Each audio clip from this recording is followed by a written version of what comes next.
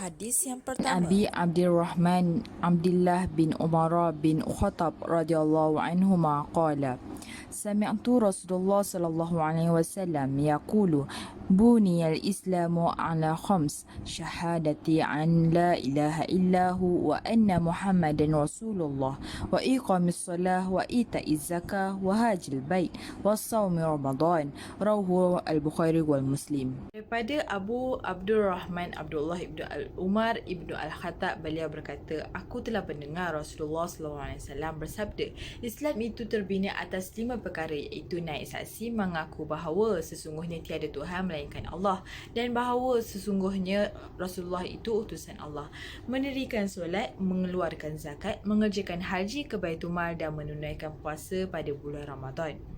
Hadis ini diriwayatkan daripada Al-Imam Al-Bukhari. Hadis ini mengumpamakan Islam sebagai suatu binaan yang tegak dengan adanya 5 batang tiang. Tanpa 5 perkara ini, Islam seseorang akan goyah dan runtuh. Ini membayangkan betapa rukun-rukun Islam ini mestilah ditegakkan oleh setiap Muslim dengan penuh ikhlas dan tanggungjawab. Hadis yang kedua, عن أم المؤمنين أم عبد الله عائشة رضي الله عنها قالت قال رسول الله صلى الله عليه وسلم من أحدث من رواية للمسلم من عمل عملا ليس عليه أمرنا هذا ما ليس منه فهو رد رواه البخاري ومسلم وفي فهو رد. Ummu al-Mu'minin Abdullah Aisyah radhiyallahu beliau berkata, Rasulullah SAW telah bersabda, barang siapa yang mengada-adakan sesuatu perkara dalam urusan kita ini yang bukan daripadanya, makanya dia tertolak. Hadis riwayat Al-Imam Al-Bukhari dan Al-Imam Muslim. Dalam riwayat Muslim pula ada hadis lain yang berbunyi, barang siapa yang mengerjakan suatu amalan yang tidak ada asal usul dengan agama kita, maka ia tertolak. Hadis ini daripada Al-Imam Al-Bukhari. Ini menerangkan mengenai bid'ah. Secara umumnya, Islam ini merupakan sebuah agama yang sudah sempurna dari segi dasar dan prinsipnya.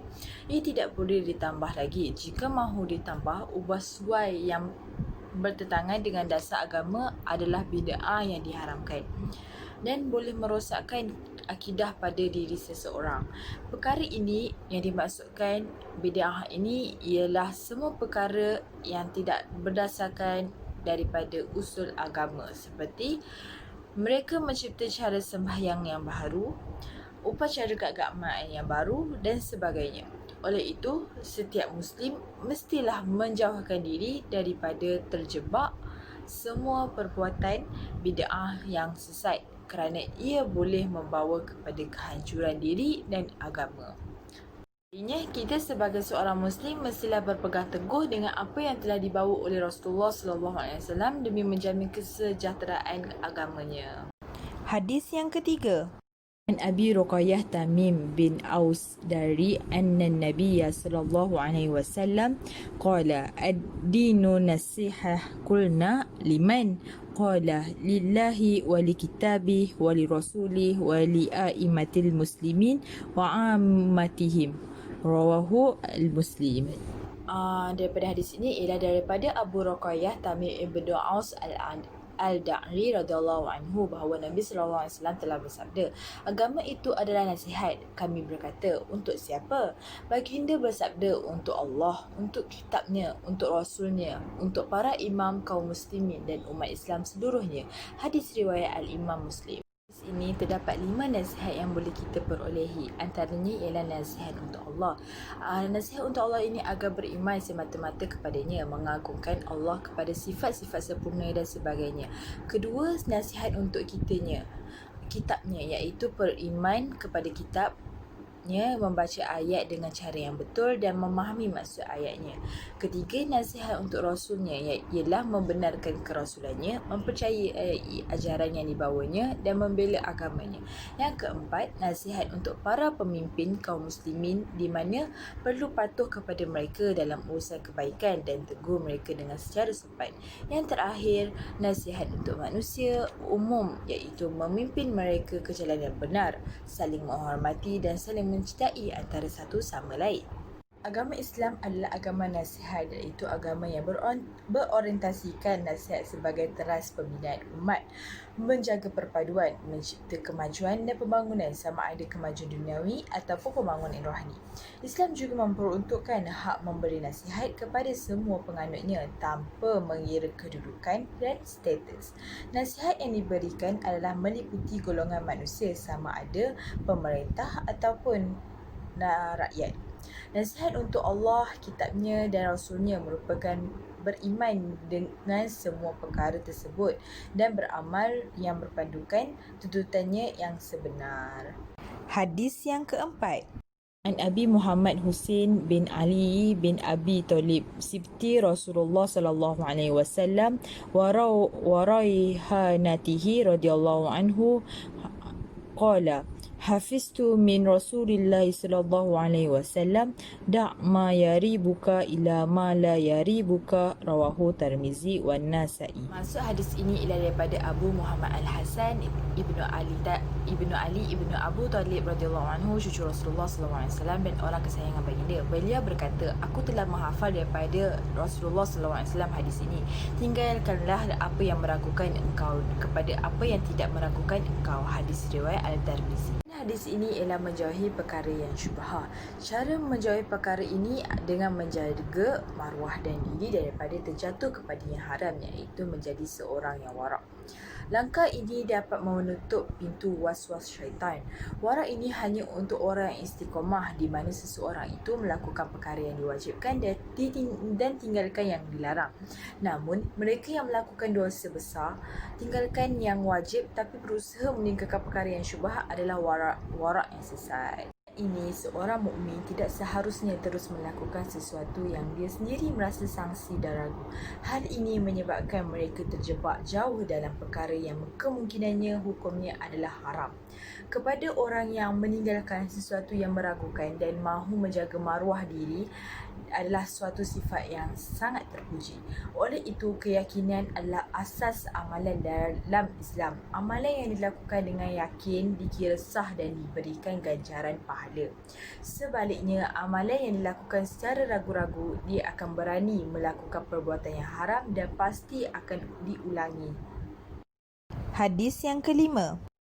An Abi Hamzah Anas bin Malik radhiyallahu anhu khadimi Rasulillah sallallahu alaihi wasallam an Nabi sallallahu alaihi wasallam qala la yu'minu ahadukum hatta yuhibba li akhihi ma yuhibbu li nafsihi, rawahu Al-Bukhari wa Muslim. Pada Abu Hamzah Anas bin Malik radhiyallahu anhu, khadam Rasulullah sallallahu alaihi wasallam, daripada Nabi sallallahu alaihi wasallam, baginda bersabda, seseorang kamu tidak benar-benar beriman sehingga dia mengasihi saudaranya sebagaimana dia mengasihi dirinya sendiri. Hadis riwayat Al-Imam Al-Bukhari. Maksud dalam hadis ini menyatakan seseorang itu tidak benar beriman sehingga dia mengasihi saudaranya. Maksud di sini ialah iman seseorang itu tidak sempurna dan masih tidak mencapai hakikat iman yang sebenar. Hadis ini membincangkan mengenai kasih sayang dan persaudaraan antara tuntutan iman. Iman seseorang mukmin tidak akan sempurna sekiranya dia ada menyimpan perasaan benci terhadap mana-mana saudaranya yang seagama. Kedudukan kasih sayang dan persaudaraan dalam Islam adalah amat penting dan nilainya sangat tinggi. Ia adalah kekuatan kedua bagi umat Islam yang dapat mengatasi kekuatan senjata. Semua orang Islam adalah bersaudara tanpa mengira paras rupa, warna kulit, bangsa dan sebarang perbezaan darjat. Hadis yang keenam. An Abi Hurairah radhiyallahu anhu anna rajulan qala li Nabi sallallahu alaihi wasallam awsini qala la taghdab faraddada mirara qala la taghdab, rawahu Al-Bukhari. Maksudnya daripada Abu Hurairah radhiyallahu anhu bahawa seorang lelaki berkata kepada Nabi sallallahu alaihi wasallam, berikan aku wasiat. Baginda bersabda, janganlah engkau marah. Lelaki itu mengulangi soalan itu beberapa kali. Baginda tetap bersabda, janganlah engkau marah. Hadis riwayat Al-Imam Al-Bukhari. Hadis ini menyatakan Nabi sallallahu alaihi wasallam memberi nasihat kepada seorang lelaki yang secara khusus untuknya. Nabi sallallahu alaihi wasallam juga memuji orang yang dapat mengendalikan hawa nafsu ketika marah. Cara untuk mencegah kemarahan kemarahan yang pertama ialah jauhi akhlak yang tercela seperti suka berdebat. Yang kedua, didik diri daripada akhlak yang mulia seperti sabar. Yang ketiga, berlatih memaafkan orang yang membuat salah. Yang keempat, bersikap tawaduk. Yang kelima, berhenti berbicara, mengubah posisi dan beruduk. Oleh itu, sifat marah ini perlu dihindari oleh setiap mukmin kerana marah boleh membawa banyak keburukan terhadap diri sendiri dan juga terhadap orang lain. Hadis yang ketujuh. An Abi Sa'id Khudri biyadihi fa in lam yastati' qala sami'tu Rasulullah sallallahu alaihi wasallam yaqulu man ra'a minkum munkaran falyughayyiru fa bilisanihi fa in lam yastati' fa biqalbihi wa zalik ad'af al-iman, rawahu Muslim. Pada Abu Sa'id Al-Khudri radhiyallahu anhu berkata bahawa beliau mendengar Rasulullah SAW bersabda yang bermaksud, sesiapa antara kamu melihat kemungkaran hendaklah dia mengubah dengan tangan. Jika tidak sanggup maka dengan lisan, dan jika tidak sanggup juga maka dengan hatinya. Itu adalah selemah-lemah iman. Hadis riwayat oleh Imam Muslim. Apa yang boleh kita dapat daripada hadis ini ialah sebagai seorang Islam perlulah menunaikan tanggungjawab dakwah, iaitu menyeru kepada perkara yang makruf dan mencegah kemungkaran adalah suatu kewajipan ke atas seorang mukmin. Yang kedua, jika kita melihat kemungkaran berlaku di depan mata, kita berkuasa untuk mencegah sama ada dengan lidah ataupun dengan tangan. Maka ia satu kewajipan untuk mencegah kemungkaran. Yang ketiga, mencegah mungkar hanya dengan hati, iaitu dengan membencinya dan berazam mahu mencegahnya pada suatu hari nanti. Jika dia tidak mampu adalah tahap iman yang paling lemah. Hadis yang ke-8. An Abi Muhammad Abdullah bin Amru bin As radhiyallahu anhuma qala Rasulullah sallallahu alaihi wasallam la yu'minu ahadukum hatta yakunu huwa taba'an lima ji'tu bihi. Hadis hasan sahih. Daripada Abi Muhammad Abdullah bin Ammar bin Al-Ash radhiyallahu anhu berkata bahawa Rasulullah SAW bersabda yang bermaksud, tidak beriman seseorang kamu sehingga hawa nafsunya mengikuti apa yang telah aku bawa.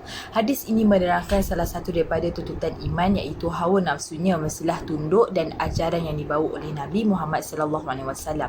Jika dia mengutamakan hawa nafsunya daripada ajaran agama Islam, mencintai maksiat daripada amal kebajikan, maka imannya tidak sempurna. Oleh itu, kita perlulah mencintai apa yang dicintai oleh Allah dan dibenci apa yang dibenci oleh Allah.